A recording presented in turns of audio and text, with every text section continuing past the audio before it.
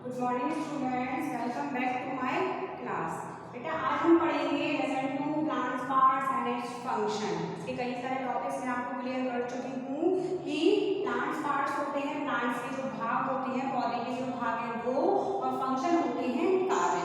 तो हमने समझा है कि जब एक प्लांट होता है उसमें कई सारे पार्ट्स होते हैं, जैसे कि आपका रूट होता है, स्टेम्स होता है, लीव्स होती है, फ्लावर होता है, फ्रूट्स होता है, कई सारे पार्ट्स हैं और हर एक पार्ट्स अपना अपना जो है काम करता है।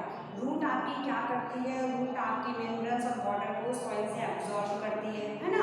स्टेम आपका क्या करता है? प्लांट को स्ट्रेट खड़ा रखता है और रूट जिस वाटर और मिनरल्स को एब्जॉर्ब करती है उसको प्लांट के दूसरे पार्ट तक पहुंचाने का काम जो है वो आपका स्टेम करता है। अब आपका होता है इसमें लीव्स। लीव्स आपकी क्या काम करती हैं? लीव्स करती हैं आपकी भोजन बनाने का काम जो है पूरे प्लांट्स के अंदर वो कौन करता है? आपकी लीव्स करती हैं।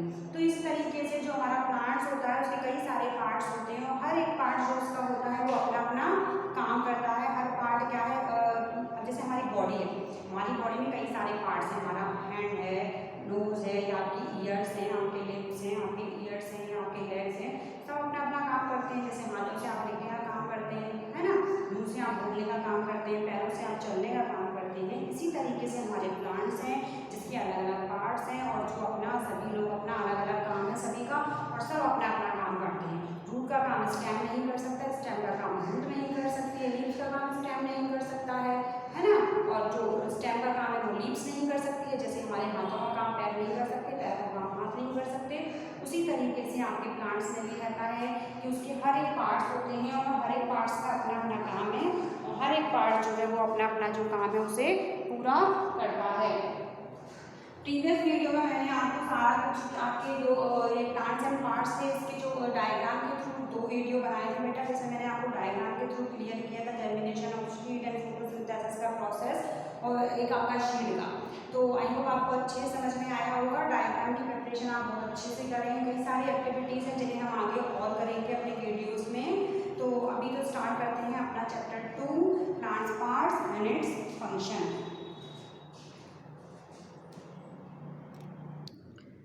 तो देखिए बेटा, ये है हमारा आज का जो टॉपिक है वो है the leaf cycle of a plant. जो life cycle of a plant, जो आपका प्लांट होता है उसका जो लाइफ साइकिल है, जीवन चक्र है, उसके बारे में आपको बताया गया है यहाँ। The flower make शीड। अब हम सभी जानते हैं फ्लावर का मीन्स क्या होता है? फूल। मेक मीन्स बनाना, शीड मीन्स होता है आपका बीज। जो फ्लावर होते हैं वो क्या बनाते हैं? बीज बनाते हैं, क्योंकि हर एक फ्लावर के अंदर कई बार सारे फ्लावर्स हैं जिनमें हमको बीज दिखाई देते हैं। The seeds are scratched and gets ready to grow. और आपके शीड जो क्या करते हैं कि जब स्क्रैच होते हैं, टूट पूरी तरीके से पक जाते हैं या टूटते हैं, उसके बाद में वो क्या है, वृद्धि करने के लिए तैयार रहते हैं। The शीड absorb water. आपके जो बीज होते हैं वो क्या करते हैं? पानी को एब्जॉर्ब करते हैं, है ना। आप किसी भी चीज़ का बीज लेंगे, ज़मीन में आप गाड़ देंगे उसे, तो क्या करेंगे? बारिश होगी, वो पानी को एब्जॉर्ब करेंगे। The root pushes the seed coat. अब आपकी जो जड़ होती है वो क्या करती है? आपका जो शीड कोट क्या होता है, जो बीज होता है उसके ऊपर का जो आवरण होता है उसे कहा जाता है शीड कोट। तो जो जड़ होती है वो जो आपका शीड कोट होता है ऊपर का आवरण बीज का, उसको पुश करती है, धक्का देती है। The seedling new plants grow out into the ground. और उसके बाद क्या होता है कि जब रूट पुश करती है, धक्का मारती है शीड कोट को, तो उसके बाद में जो सीडलिंग, जो न्यू प्लांट होता है उसे कहा जाता है सीडलिंग। वो क्या करता है कि ग्रो करता है, वृद्धि करता है और क्या होता है, ग्राउंड के बाहर आ जाता है, ज़मीन के ऊपर आ जाता है। This is called germination. और ये आपका जो प्रोसेस है वो क्या कहलाता है? जर्मिनेशन, अंकुरण। इसे मैंने आपको बोर्ड पर ही बेटा समझाया था with diagram. After germination plant start growing. और जब जर्मिनेशन का प्रोसेस होता है तो उसके बाद में आपका प्लांट क्या करता है? ग्रोथ करना स्टार्ट करता है, वृद्धि करना जो है वो स्टार्ट करता है। Plants need sunlight, nutrition, water and air for their survival and growth. अब एक प्लांट को सर्वाइव करने के लिए क्या क्या चीज़ें चाहिए? उसको सूरज की रोशनी चाहिए, पोषक तत्व चाहिए, पानी चाहिए, हवा चाहिए, अपने जीवन को सर्वाइव करने के लिए, जीने के लिए और ग्रोथ करने के लिए, वृद्धि करने के लिए। जैसे हमको जीने के लिए खाना पानी की आवश्यकता होती है ना, बढ़ने के लिए, उसी तरीके से प्लांट को भी खाने पानी के लिए सनलाइट, न्यूट्रिशन, वाटर, इन सब चीज़ों की आवश्यकता होती है। When a plant become manure, it gives rise to flower and flower produce शीड्स। अब इसके बाद आपका क्या है, जैसे जैसे प्लांट आपका बढ़ता है उसमें क्या होता है, उससे सबसे पहले क्या बनेगा, फ्लावर बनेगा, है ना। उसके बाद में फ्लावर से क्या प्रोड्यूस होंगे, क्या उत्पादित होंगे, सीड, क्योंकि फ्लावर के अंदर बीज रहता है। Finally seed get disperse away to new places and the plant life circle begins again. और उसके बाद में क्या होता है, आपके जो बीज होते हैं वो एक जगह से दूसरी जगह पर पहुंच जाते हैं और जो प्लांट होता है, पौधा होता है, उसका जो जीवन चक्र है वो चलना स्टार्ट हो जाता है। अब आपके जो बीज होते हैं, seeds can get dispersed by wind, water, animals and explosion. अब आपके जो प्लांट, जो आपके सीड होते हैं, बीज होते हैं, वो एक जगह से दूसरी जगह पर कैसे पहुंचते हैं, वो एक जगह से दूसरी जगह पर कई सारे एजेंट हैं जिनके थ्रू पहुंचते हैं। जैसे कई बार तेज़ हवा चलती है तो उससे जो बीज हैं वो उड़ के एक जगह से दूसरी जगह पहुँच जाते हैं। कई सारे प्लांट्स ऐसे होते हैं जो पानी के पास लगे होते हैं, तो उनके जब बीज, उनके फूल या उनका जो फ्रूट होता है, फ्रूट के अंदर भी आपका बीज होता है, तो जब वो फ्रूट या फ्लावर पानी में गिर जाता है तो इस तरीके से पानी में बहते हुए वो दूसरी जगह पर जो है पहुंच जाते हैं। एनिमल, अब एनिमल, बहुत सारे एनिमल्स हैं जो आपके क्या खाते हैं, आपके जो फ्रूट्स हैं उनको खाते हैं। जो छोटे छोटे एनिमल्स हैं आपके पैरट वगैरह, तो वो क्या तोड़ते हैं और फिर उसके बाद कहीं दूसरी जगह पर ले जाते हैं, तो उसकी गुठली या बीज को वहाँ गिरा देते हैं और इस तरीके से जो प्लांट जो है वो वहाँ जा कर के लग जाता है।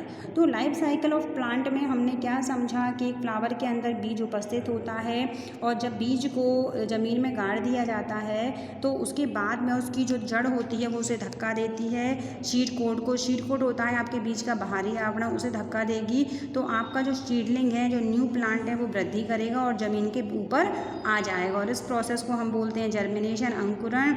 जर्मिनेशन के बाद आपका जो प्लांट है वो क्या है, ग्रोथ करना स्टार्ट करता है, बढ़ना स्टार्ट करता है।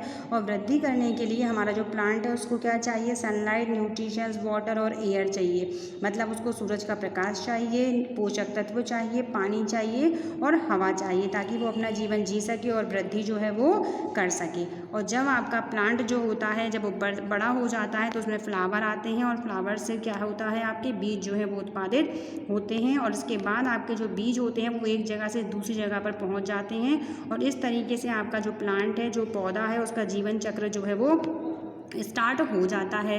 अब बीज एक जगह से दूसरी जगह कैसे पहुंचते हैं, तो बीज एक जगह से दूसरी जगह पर कई एजेंट्स के थ्रू पहुंचते हैं। जैसे आपके हवा के थ्रू पहुंच जाते हैं, मैंने बताया, पानी के जरिए पहुंचते हैं, जानवरों के जरिए पहुंच जाते हैं। अब यहाँ आपको देखिए प्लांट का लाइफ सर्कल। सबसे पहले आपको सीड दिखाया गया है, बीज, ठीक है।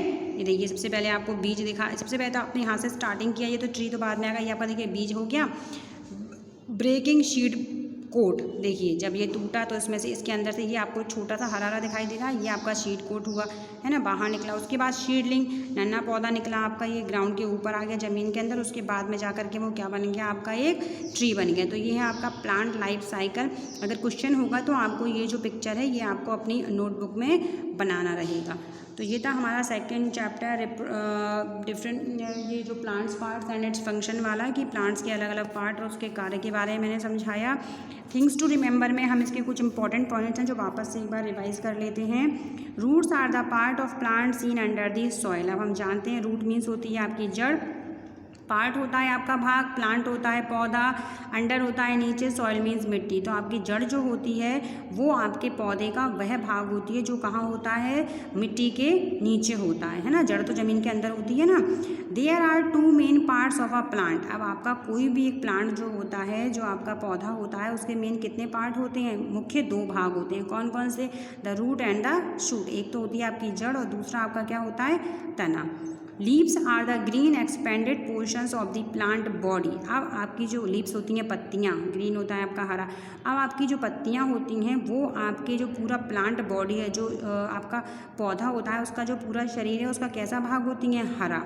पत्तियाँ किस कलर की होती हैं, हरे कलर की होती हैं। और मैंने आपको बताया पत्तियों का हरा कलर किस वजह से होता है, क्लोरोफिल की प्रेजेंस की वजह से होता है।